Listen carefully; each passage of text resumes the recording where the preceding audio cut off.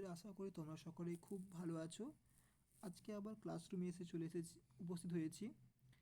বাংলা ব্যাকরণ থেকে যে ধরনের প্রশ্ন মাধ্যমিক পরীক্ষায় বা যে কোনো চাকরির পরীক্ষায় যে ধরনের প্রশ্ন আসতে পারে সেই প্রশ্নগুলো আলোচনা করব। তোমরা প্রথম থেকে শেষ পর্যন্ত দেখতে থাকো। লাইক, কমেন্ট, শেয়ার এবং সাবস্ক্রাইব করতে একদম ভুলবে না। দেখো, প্রথম প্রশ্ন কী ছিল? কর্মধারায় সমাসে প্রাধান্য থাকে, মানে কোন পদের অর্থ প্রাধান্য থাকে?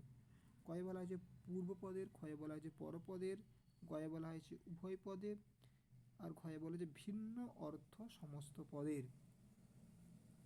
উত্তর হবে পরপদের অর্থের প্রাধান্য থাকে। দেখো 2 নম্বর প্রশ্ন কি বলেছে? 2 নম্বর প্রশ্নে বলেছে, 6 নম্বর প্রশ্ন হবে, আগের 5 নম্বর ছিল। 6 নম্বরে বলা হয়েছে যে ঈশপের সঙ্গে কুস্তি লড়তে তো অনেকেই গড় রাজি। নিম্নলিখিত পদটি কোন সমাসের উদাহরণ? কয়ে বলা হয়েছে অব্যয়ীভাব, ক্ষয়ে বলা হয়েছে নং তৎপুরুষ, গয়ে বলা হয়েছে বহুব্রীহি, ঘয়ে বলা হচ্ছে কর্মধারয়।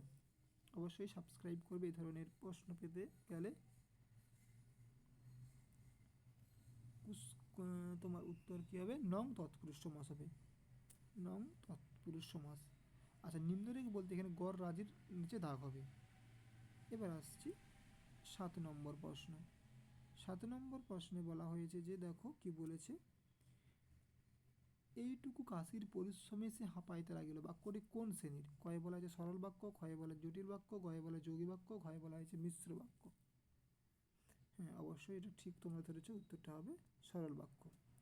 এবার আসছে দেখো 8 নম্বর প্রশ্নতে। 8 নম্বর প্রশ্নে কি বলছে দেখা যাক। হ্যাঁ, যে বাক্যে সাধারণতভাবে কোনো কিছুর বর্ণনা বা বিবৃতি থাকে তাকে বলা হয়।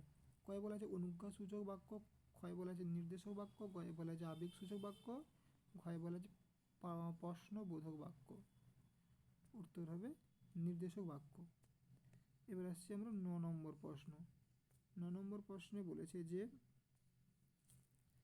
বাক্যে কর্মকর্তারূপে প্রতীয়মান হয় তাকে বলে, কি বলে?